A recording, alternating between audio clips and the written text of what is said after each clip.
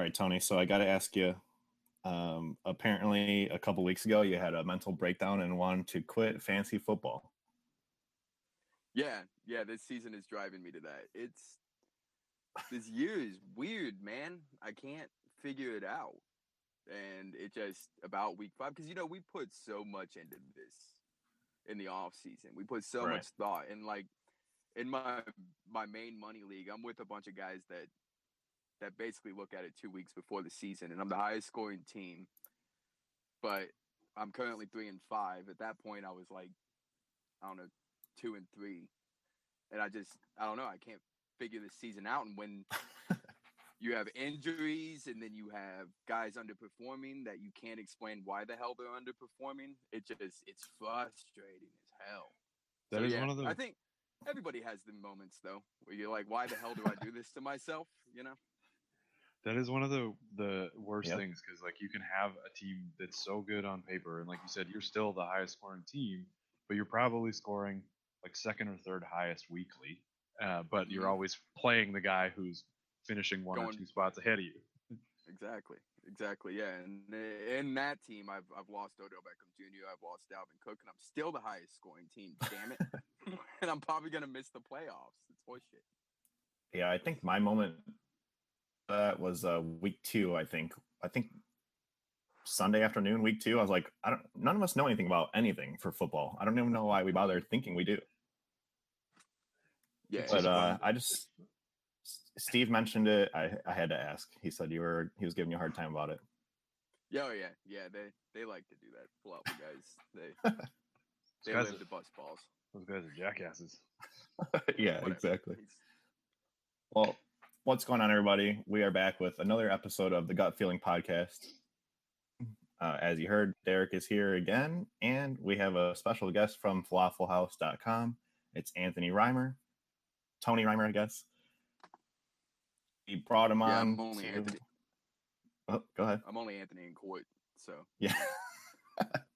Awesome. Well, we're going to talk about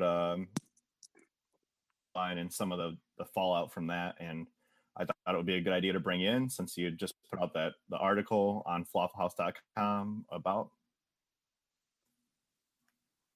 So I appreciate you coming on, and I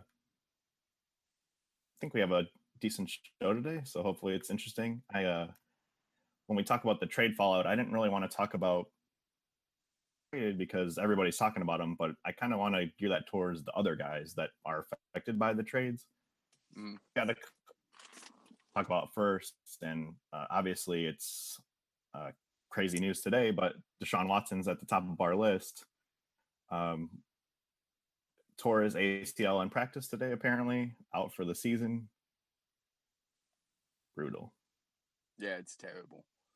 It's such a shame to see this kind of magical season that he was having just come to an end like this, and anybody that picked him up, I know I've seen a lot on Twitter, like, I lost Aaron Rodgers and I picked up Watson, woohoo, and like now they're screwed. And I mean, this is fantasy podcast, obviously we're going to talk about it from a fantasy perspective, but it's terrible.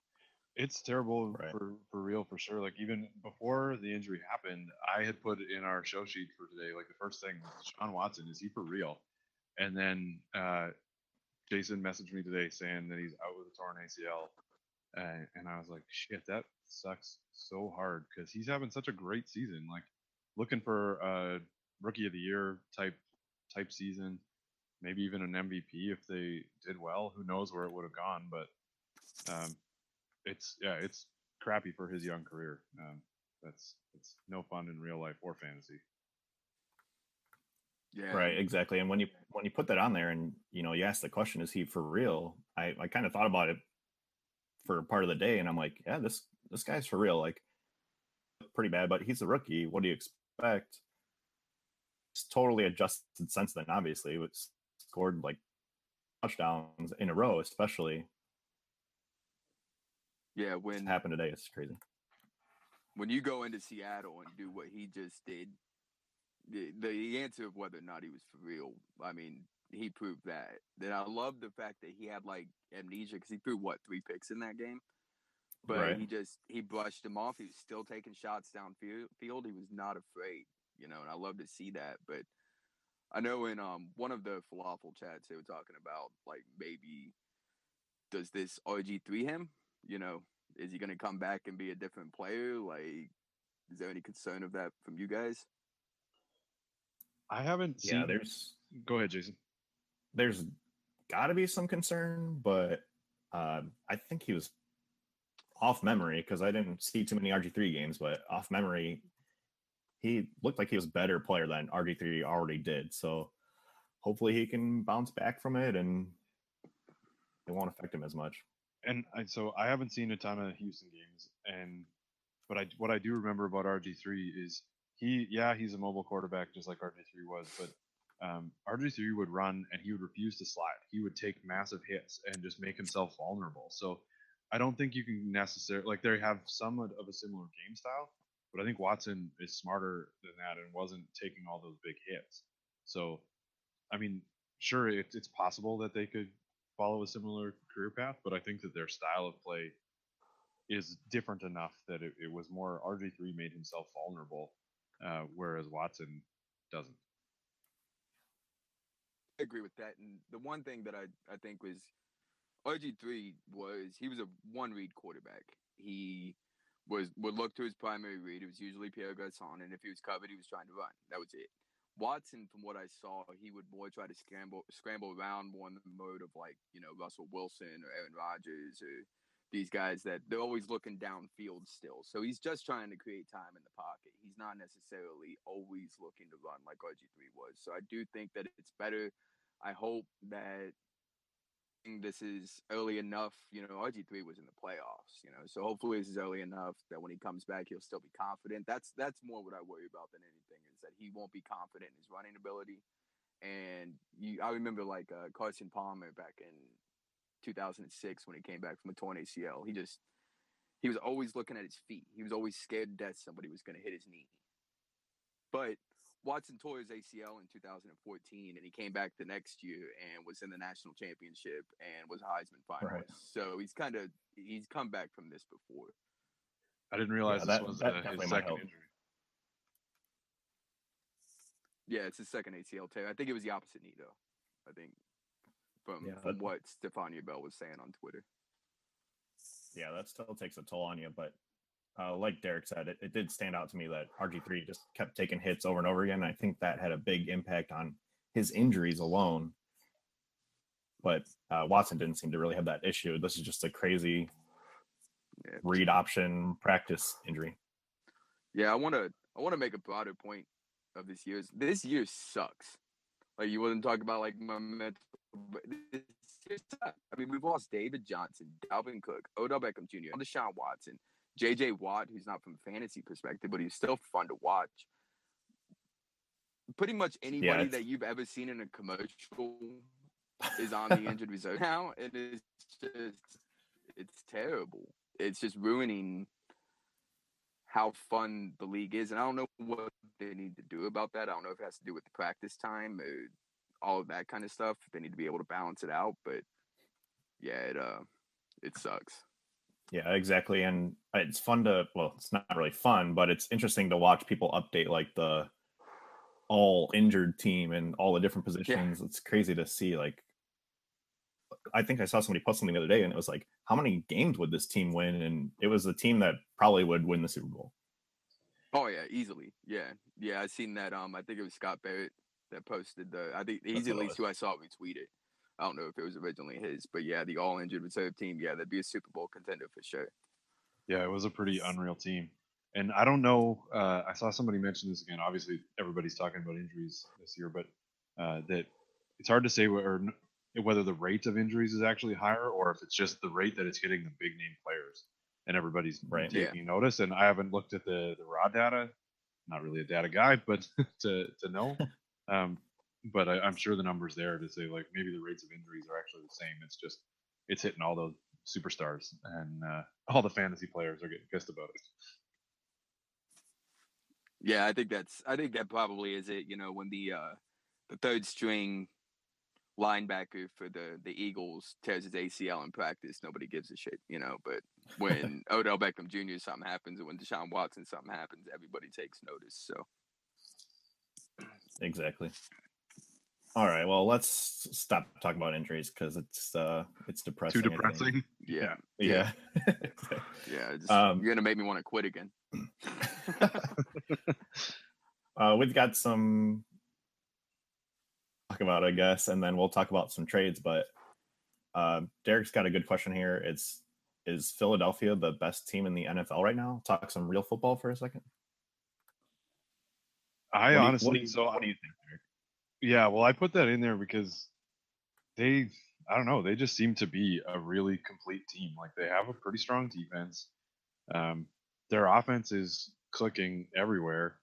They can spread it out. I mean, the biggest question that a lot of people have had about them is, like, week to week, you don't know who's going to do what at running back, but they haven't needed a big running back performance.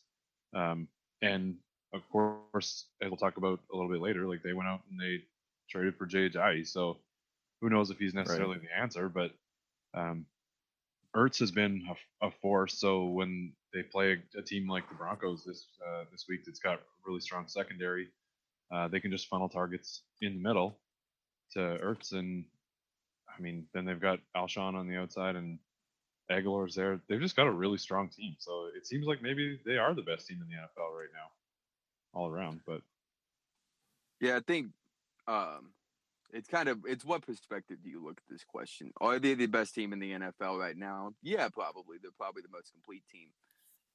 Are you picking them to come out of the NFC? I'm not, personally. You know, they kind of have that feel of, you see this all the time, a 14-2 team. You saw it with the Falcons a few years back when the Packers won the Super Bowl. Right. These teams that get the number one seed, but then get knocked out in the first or second round of the playoffs. And personally, I'm not trusting Doug Peterson in a playoff game. I'm not sure that he's a good coach. He just kind of claps a lot. Like, I don't really know what else he does. I think Carson Wentz kind of hides some of his offensive woes. But yeah, I'm not, like, if Seattle's going into Philadelphia in the NFC title game in Philly, because I'm not. Yeah, I don't think I could. Can't do it. Yeah, I don't think so either. By no means do I think that pegging them as the best team in the league right now means they'll win the Super Bowl. But there's so many examples in all sports of the best team making the playoffs and then just not winning. Like, you look at the Washington Capitals and the Washington Nationals and two other sports are frequently the best regular season team, or if just one of the best anyway. Right. And then they choke in the first or second round of the playoffs. Like, it just like, regular season is a whole different beast than the playoffs, especially in one and done in the NFL. Yeah, I think this is one of the most flawed years that I can personally remember. Like, there's no team that doesn't have something that you can point to that is really wrong with their team. So they probably are the most complete team. I'd put them, probably the Chiefs, I would put as the most complete teams in the NFL. But yeah, I'm not taking Doug Peterson in a playoff game. Totally fair. I'll put you right on the spot then, since you mentioned it. Do you think Seattle goes to the Super Bowl, or are you picking somebody else, you think? I do. Yeah. Right now in the NFC, I just think they have the track record. Russell Wilson's playing out of his mind. They don't have a running game, but who needs one? The defense is still great. You know, even after what Deshaun Watson just did to him, I still think they have one of the best defenses in the league. Sheldon Richardson's still kind of getting his place on that team. I think this team knows when to peak. The second half team, the second half of football team, game team, they know how to peak at the right time. And with Aaron Rodgers no longer in the NFC, I think Seattle is pretty easily the favorite. Yeah, right now it's hard to argue against Philly being the best team, but there's just something weird there that doesn't feel right as far as, like, what you're mentioning, the playoffs and actually going to the Super Bowl, and that it just seems like something could go wrong at the worst time. It would just be just sounds right for some reason with that team. Yeah, and it's the Eagles. They always choke. That's what they do. And I'm a side Patriots fan, so you know they're winning the Super Bowl still anyway, even with the terrible defense. You're such a homer. And their defense is getting better, isn't it? Did we talk about this last week? Yeah, their defense is getting better. It is, and they're not a team that's going to miss the playoffs. they're a team that's going to step it up in the playoffs and be fine. Yeah. Well, they went in 2011 when they lost to the Giants. They had the 32nd ranked defense in the league and the number 1 ranked offense. And I think that's where they're sitting right now. I think they have the number 1 ranked offense, 32nd ranked defense. So we've seen this before. Yeah. And I'm not trusting anybody to go into Foxborough and win. If they get home field advantage.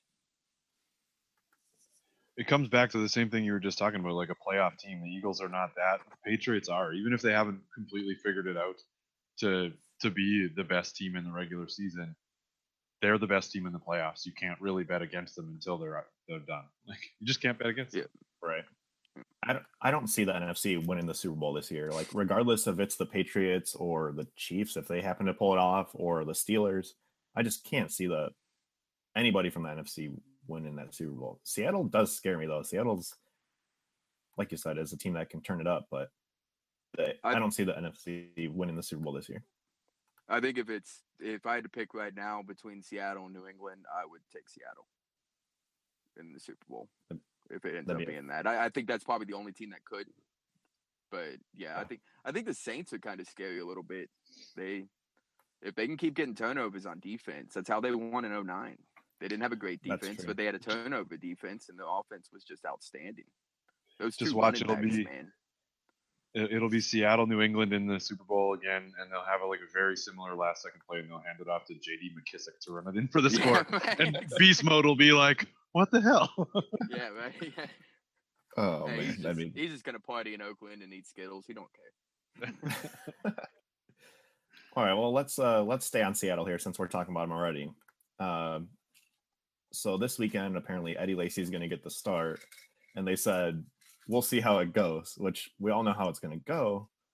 But for fantasy football, are you playing any of these running backs or even bothering with them, or does anybody have any idea what's going on there? I guess. I think I also saw that they said he's going to have a big role this weekend, but it's like, well, and then I think it was the football guy's email comes out. He's like, well, he's big, and we know he has a role, but is he going to have a big role? I don't know. Yeah, he's going to eat a big roll this weekend, like a big cinnamon roll, or well, you know he's going to. Yeah. It just depends on if it's going to be during the game or he's going to wait till after the game. I don't want any part of the Seattle running game. You see this all the time with teams. There's just some teams that, they say, oh, well, every starting running back should be owned. I'm not sure any Seattle running back should be owned, except for really deep leagues. I just don't want any part of it. This offense moves through Russell Wilson. It moves through the passing game. If you look at Russell Wilson's passing attempts throughout his career, it just keeps going up. I think he's on pace for almost 600 this year. I want Paul Richardson. I want Tyler Lockett. I want Doug Baldwin. I want Russell Wilson. I don't want any running back. Yeah, I don't touch them. I own Rawls in a couple places, and I maybe took some flyers on McKissick, but I don't own Lacy, and I'm not starting any of them anywhere. I think we own everyone everywhere. I think that's I think we've all gotten to that point that it's you name a player, I got a piece of him somewhere.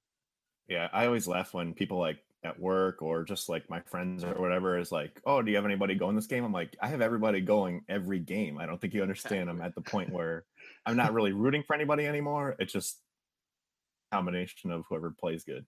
Yeah, I just want high scoring games. That's all I want. That's what I root for at this point. I want the over in every game. Exactly. Make it a good fantasy game. Exactly. I'm also out on every single Seattle running back. I don't even think they're that good. I think their best running back is on injured reserve right now in Chris Carson, and even him, he's still what has he done really? But like you said, it's a passing team.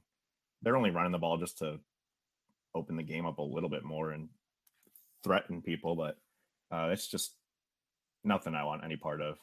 That's crazy to say though, because it was only a couple of years ago that everybody was like, this is a run first team. You don't want any part of their passing offense. Russell Wilson is great, but he only throws when he has to, and otherwise it's hand off the beast mode or scramble and throw.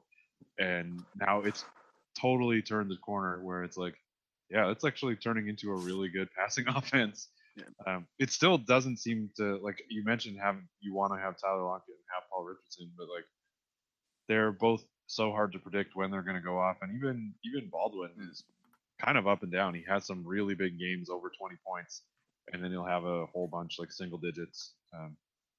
Like it's still kind of up and down. One of those guys will probably go off every week, but it's hard to tell which one. Right. Yeah, they're definitely boom bust. But see, actually, that perception, I think the Seattle passing game is good to trade for. Because, like, if you look at, like, New England, Chris Hogan, which he's hurt right now, but before the injury, Brandon Cooks, Rob Gronkowski, these guys carried a premium whenever you were trying to trade for them because everybody's like, well, no, it's New England passing game. You know, they're highly valuable. I don't think Seattle's necessarily viewed like that yet. So if I'm in, like, a deep league. I mean, I don't know if like 10, 12-man leagues you're starting Paul Richardson at flex on a regular basis, but like a 16-team league or some of the leagues that were 24 players, I think Paul Richardson's a good trade target because the guy that owns him probably doesn't believe in him as much as he should. Right. And this is, like you mentioned before, this is the time to get on these guys because they're ramping up slowly as the season progresses. And exactly. Yeah, I think I've seen I heard somewhere, it might have been CBS Pod, I'm not sure, but they were talking about Russell Wilson the past couple of years, how he was like quarterback 9 the first half of the year and then quarterback 2 the second half of the year. Like this is the time to buy every piece in that because you're not going to be able to in 3 weeks. Yeah, Derek and I talked about it, predicting who's going to finish the top of their position. Of course, I picked Aaron Rodgers, who this year. But I think Russell Wilson has a legitimate shot now to be QB1 by the end of the year. Well, I think if you go back to our preseason show, I think that's who I picked, although it was a bit of a homer pick because I own him in a lot of places. But then, yeah, that other show, I think I took Tom Brady. But yeah, he's a guy Wilson, I went all in on too, so hopefully he does. But Wilson is definitely, he's picking it up, and for sure. I'm not sad to have him in about a bunch of spots right now. Yeah, now that Watson is hurt, Russell Wilson is my QB1 for the rest of the year over Brady. I had Watson there. I'll be honest. After he went to Seattle, I was like, this guy's the number one QB this season. But now that he's hurt, I think Russell Wilson steps into that spot. I can't think of another quarterback I'd want over him. Yeah, it's down to those two guys for me now. It's Brady or Wilson, but I don't even think anybody else is going to get close. So let's move on. A guy that I think Derek's asked me almost every day about, or I always try and get him to trade him to me, is Joe Mixon. I think his usage is starting to ramp up, but the production still isn't getting there. And then they seem to like pull back from him at weird times during the game. Yeah, so like 2 weeks ago, he was averaging like over 7 yards a carry. I think he was seven carries for, or maybe it was exactly 7 yards a carry, 7 carries for 49 yards or something like that in the first half. And then he doesn't even get the ball in the second half. And last week, he had led the team in carries again. And he was also their leading receiver with like 91 yards or 97 yards receiving or something like that. I think it was buoyed by a big 60-plus yard reception, but I don't know. His running production is still not there, and he's still not getting like true RB1 volume, like 20 touches a game. I don't think, but I don't know. Is he gonna bust out at some point, or is he just gonna do this all the time because their O-line sucks? I don't know that it's gonna happen this year. I mean, he might have a big game or two the second half of the season. The fact of the matter is this team misses Hugh Jackson more than I think people realize.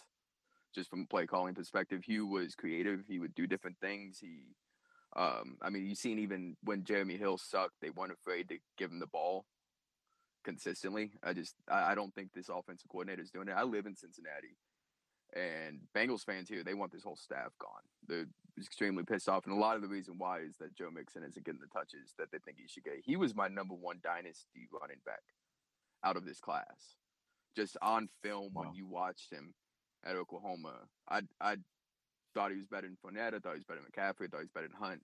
Dalvin Cook, any of them. He's got some Le'Veon Bell in him, you know, and he needs to be a 85-90% snap, 20-25 touch a game guy. And I think if the Bengals do that, it needs to be Joe Mixon and AJ Green. That needs to be their offense. And until they realize that, they're going to suck.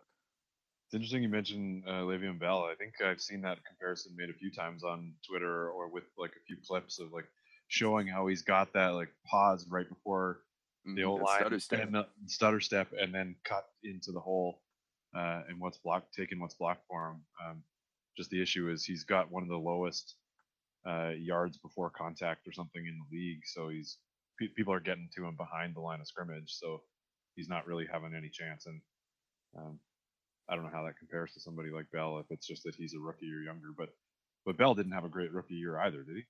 No, Bell totally changed his playing style. Bell was kind of a power back when he was coming out of Michigan State. He trimmed up and he got some more breakaway ability, but he always had that stutter step to him. But this team misses Andrew Whitworth and they miss Kevin Zeitler. Absolutely. And that's the problem, is this offensive line is atrocious, which when Andy Dalton is your quarterback, why the hell do you think you don't need an offensive line? Everybody knows that about Andy Dalton, that you pressure him, you blitz him, and he's a terrible quarterback. If he has time in the pocket, he's a very good NFL quarterback. And why they thought they could just roll with the left tackle, who I can't pronounce his name, that was awful last year. I don't understand it. This team has done some good things, and that's kind of the problem, is Marvin Lewis has always been good enough to just not get fired. And at some point, sometimes, I mean, you know, from the Bears when we fired Lovey, it's not that Lovey was bad. It's just we kind of needed a new voice, and I think the Bengals do as well. I think Marvin Lewis could go into the front office because they've had some good drafts, you know. So I could see him getting promoted up into that, but as a straight NFL coach, he's just not. I just don't think he has this team, you know. I don't think he's a bad coach. I just think that he's just been there for so long. You get to a certain point where you need a change, unless you're winning a ton like the Patriots do. Yeah. But Mixon for me, redraft, I don't think he's going to finish better than a RB2, low RB2. But Dynasty, you just got to be patient right now. This is rookie year. I think people are getting too patient or too impatient with rookies and blow up like OBJ or, you know, all these guys who just kill it from year one. He's going to get there. We all know his talent's there. Yeah, I think he's a great target. You know, if I have a dynasty team and I'm not really competing, I'm still comfortable with Joe Mixon as my RB1. So if you have kind of a lower tier RB1, you know, maybe like a DeMarco Murray or something like that. Well, not DeMarco Murray, but maybe a Jordan Howard, right? You take a Jordan Howard. I would trade Jordan Howard for Joe Mixon straight up in Dynasty right now. And I think you can get that trade to happen. I don't think so. Jason offered that to me just yesterday, I think, and I said, no, thank you. I think you should be able to get that trade to happen for somebody who's competing and could use Jordan Howard's points right now instead of Joe Mixon's lack of points.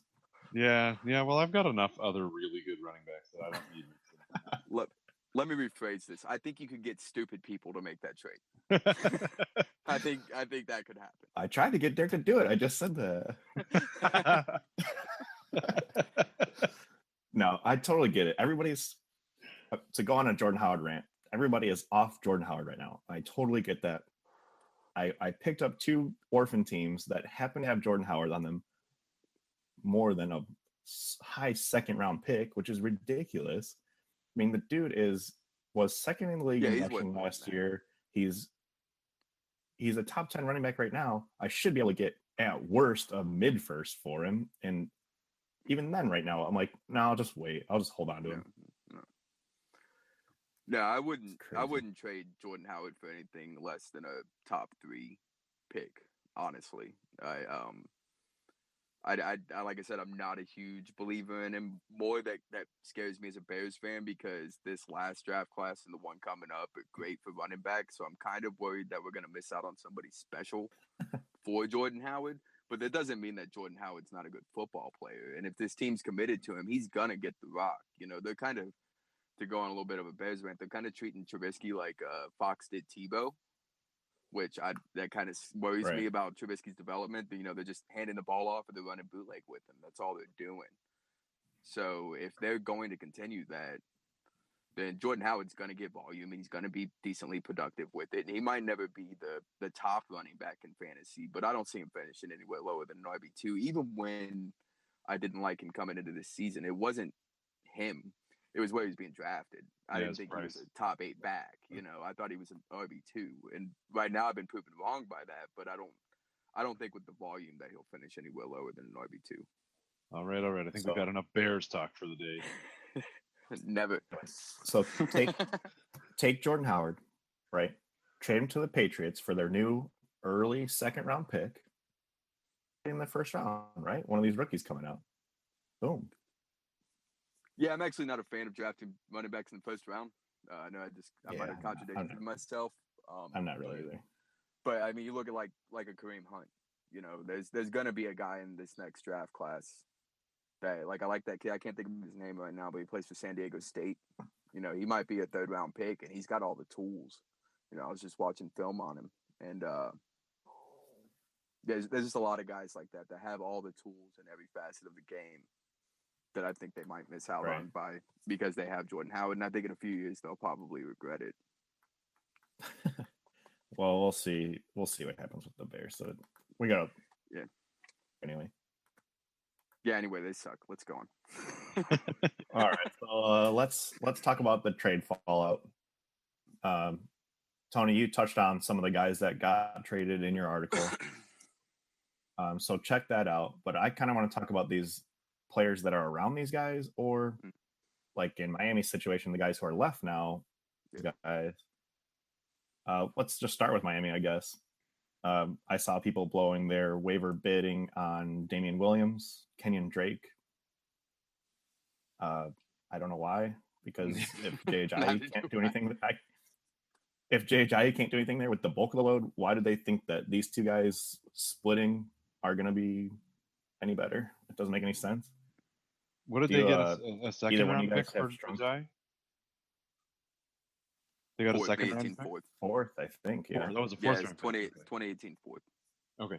Yeah. Well, I don't have a strong feeling on either one of those guys because, I think that Drake will end up getting most of the work because he was just drafted last year, right? And we know what Damian Williams is.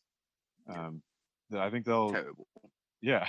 Well, they'll give it to Drake, see what he can do, but I think they're going to go after one of those second, third round running backs next year.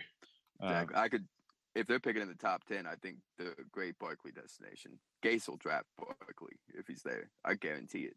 But are they going to be picking in the top 10? Aren't they I don't. Yeah, they've won too many games, but they might lose from here out. Yeah, wouldn't shock me. Wouldn't surprise me either. It'll be the opposite of last season where they started terrible and closed out strong with 10 straight wins. Yeah. This year they started strong and are going to lose 10 straight. If someone's going to make you suck, count on Jay Cutler. Or even. I don't think either one of those guys are good. Yeah, I can totally see Miami, but I think you're right. I think they've won too many games to finish top 10 or finish top 10 in the draft, but yeah, as far as the run. Sorry, go ahead. Yeah, as far as the running backs, no, it's a hard pass for me on either one of these guys. Yeah, I'm not. I mean, in super deep formats, they should be owned. You should grab them. I just grabbed them actually in the Falafel Dynasty. I grabbed Kenyon Drake. I got him for $12. It's a similar format to the pigs you guys play in, where it's a rolling budget and all that. And right. I just threw a $12 bid on him. I figured somebody wants to pay more than that, go ahead, and I happened to get the guy. But I'm not expecting much. The only thing with Drake is that from the little bit I've seen, he seems to be fast. So maybe he could cut out to the outside, and maybe he's a little bit better of a pass catcher. I don't know that for sure, but little tiny fast running backs tend to be decent at catching the football. So maybe he's got that advantage on Ajayi, whereas Ajayi's more of an inside runner, and this team can't run the ball inside. But yeah, I'm not expecting much. Like you said, if Jay Ajayi was getting, he's doing 17 for 27 yards or whatever it was the other day. I mean, if he's doing that, what's Kenyon Drake gonna do? I think in general that whole Miami offense is in a void right now. Dude, like, I want nothing to do with it really. They can't get anything going. I'm still riding the Devontae Parker hype train. I know he's been hurt because that's what Devontae Parker does. But if Jay Cutler does become the starter again, he's shown that he wants to target Jarvis Landry and he wants to target Devontae Parker. If the targets are there, they're probably going to end up being useful for fantasy. So I would touch those two guys. Other than that, I don't really want anybody else on this team. Are you sure they're okay with you touching them? They like it. Trust me. I'm still in the Jarvis Landry is underrated club. I think I'm the only one, and I know he's super inefficient with all his targets, but the fact that he gets all the targets and all the receptions, the league doesn't keep playing him. I don't think that I think he's underrated as well. He was overrated for a little bit, but and I think he's come back down, and maybe even now he's probably underpriced. I wouldn't want him as my wide receiver 2 on a team though. Like if he's my wide receiver 3, then I'm probably okay with that. But if anything above that, I don't think that I would rely on that. He's got a really consistent floor, but a relatively low ceiling. Right. Yeah. Both of these guys are, low end, maybe low end 2s at best, high end 3s. I think Parker has the highest upside of the two because he has the touchdown upside, he has the big play upside. But yeah, they're both, you're wide receiver 3, you're happy. If you're wide receiver 2, you're probably struggling. Yep, exactly. All right, enough about terrible Miami. So Philly gets Jay Ajayi, as we've mentioned. He immediately blew up. Oh my God, Jay Ajayi is going to dominate in Philadelphia, dominate. And then no less than 3 hours later, they're like, yeah, it's going to be committee over here. So don't calm down. LeGarrette Blount's still our starter, and he's still going to get carries. Obviously, he wasn't really doing that much, but does this bury both of them? Guys that you even put in your starting lineup now? I think it's way too hard to tell at this point. Like, I think you don't want to start either of them this week just because they're playing the Broncos, and it's this week you won't even really know the answer after this week. But I do think that they traded for him for a reason. They wanted to have like somebody who should be a more clear number 1 back. That they're gonna at least, I think that they'll try and give him the ball and give him the bulk of the carries, but it might take a few weeks to work him into the offense and get used to the different scheme. But I don't know. It could be a wasteland because they've just got him and Blount and Smallwood's still there, and who else is there? Corey Clement. Like, it's too early to tell. I'm skeptical of this whole situation. I put in my column that I suggest to trade him. I wrote that before but I think it was like the vice president or someone that said Blount's still the starter. It wasn't Peterson, I believe. But I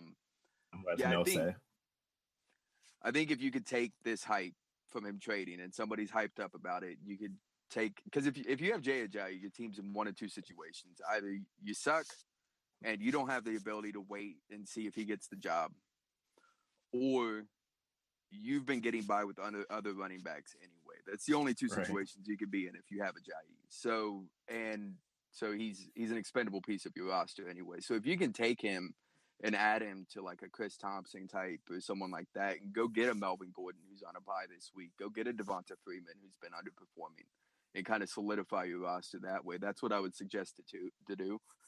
I don't hate the idea if you're like a 6-2, 7-1 team of trying to buy low after this week against the Broncos on Ajayi, because if he does get the carries, then it's a high-powered offense, so he could be good. But if you look at last year, like when Philadelphia had Ryan Matthews was clearly their best running back, and they would not stop playing Darren Sproles. Right. So I Yeah, think that Doug Peterson has shown the in the past that he'll make weird decisions with running back. I compared him to Amir Abdullah in my article, where he's not the passing down back. So most weeks you're probably going to get like 13 for 49 out of him, and that's kind of what I expect. right. It's crazy for a guy who people are saying in the offseason, I mean, including myself, that this guy could be a top 5 running back this year. Now Yeah, poor Scott Fish. He has, especially Scott, who I think Scott had him ranked 1 through 100 in his running backs.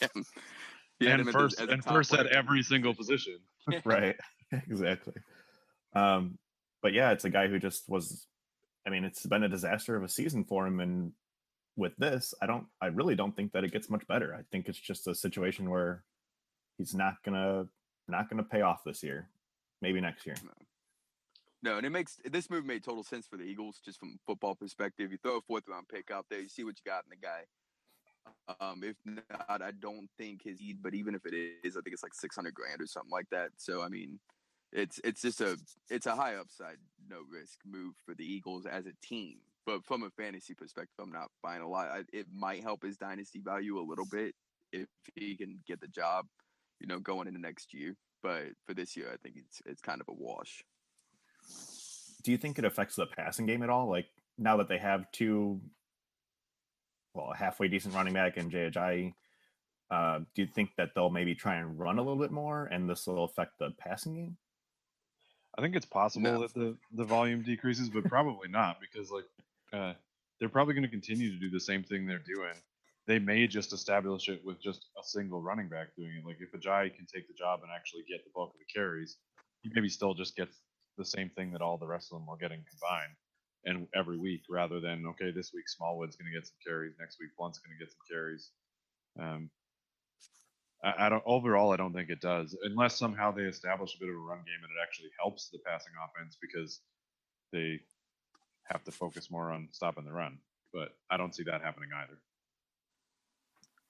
Yeah, I don't think this team is still its best offensive pieces are Carson Wentz and Zach Ertz, and to a lesser extent Aguilar and Jeffrey. So I don't see them becoming like a running team all of a sudden. They're actually, I was surprised to see they're the NFL and rushing.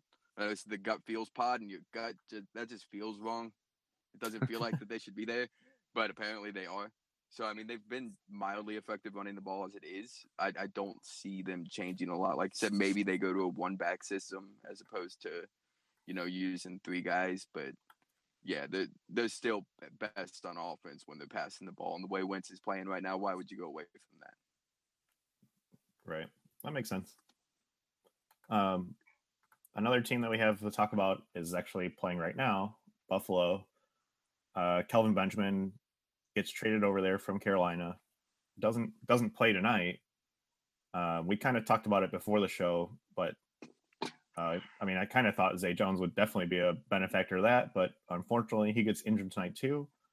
Haven't seen the extent of what it is, but it definitely didn't look good live. I guess with Kelvin Benjamin there and then Jordan Matthews, if he ever gets healthy, does it help or hurt either one of those guys? I don't think it so much as helps the guys in the passing game. And it's already a low volume passing offense, so maybe they establish some rapport with Taylor. But I think it actually helps Taylor and LaShawn McCoy the most, because if they have a little bit more of receiving threats of people, the secondary safeties have to open up and they have to cover them. Maybe it helps the 2 people who are the only people you really want to own on that team anyway.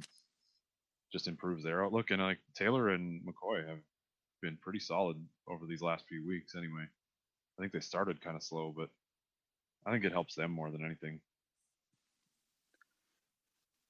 Yeah, I agree. This kills Kelvin Benjamin's value for this year for me.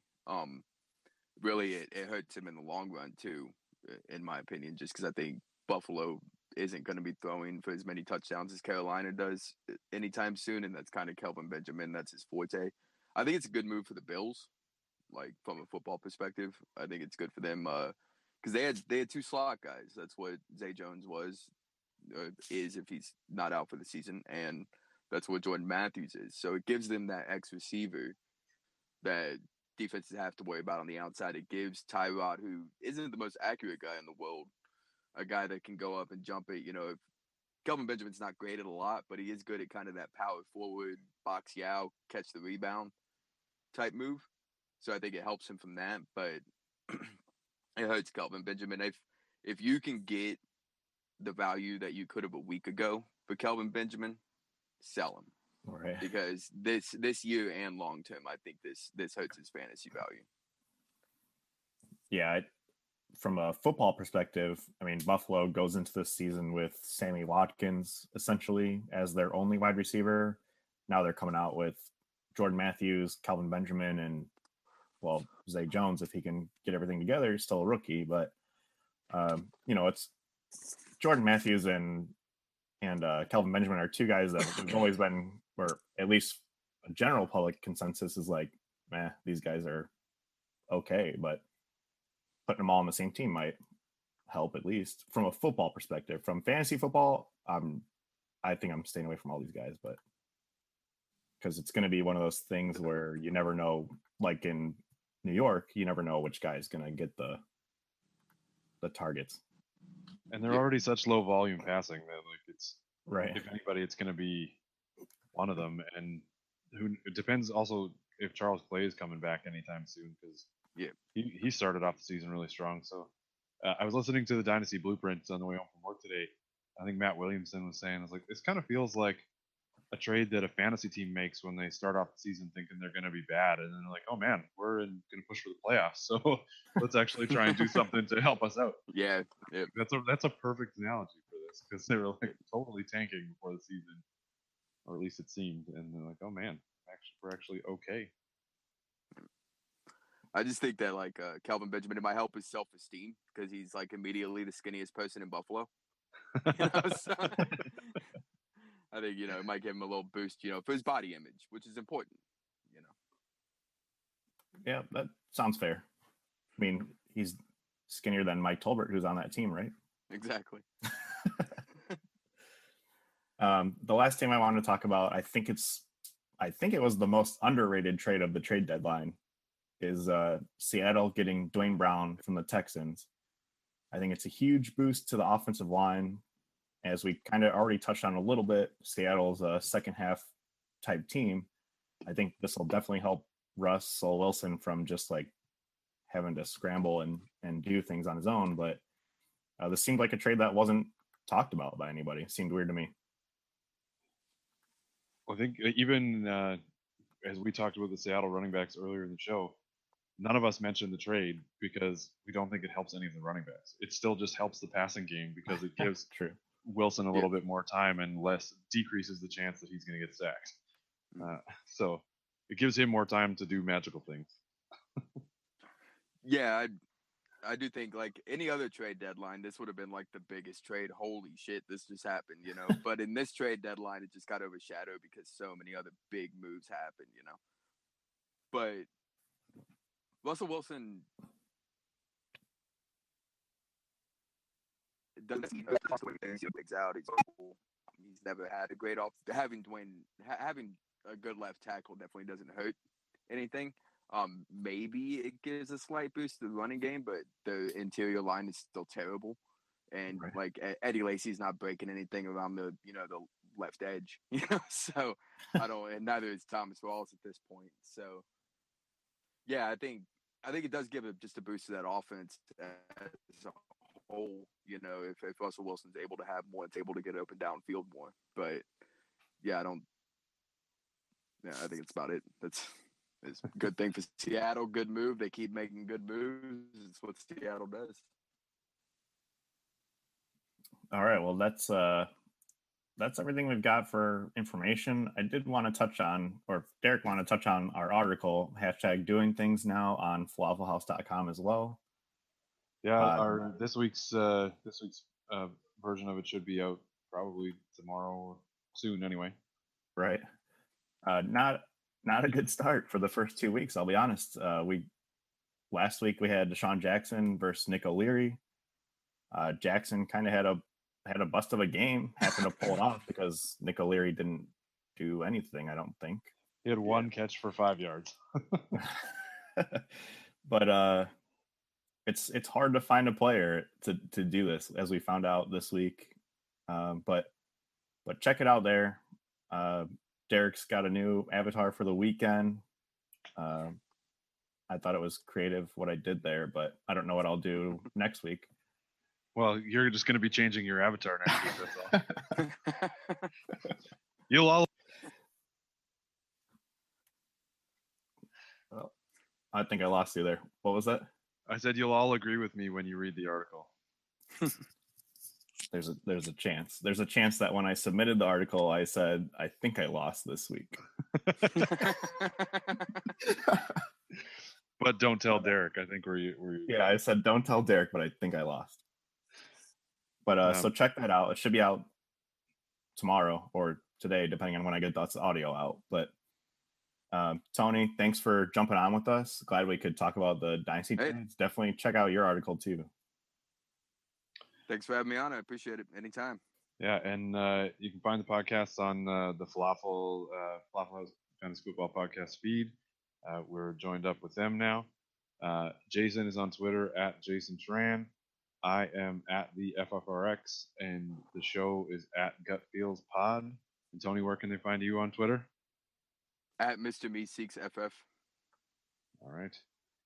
Cool. Thanks for coming on, Tony. Rick and Morty, you understand that? Hey, I appreciate it. Thank you. It's great to be on.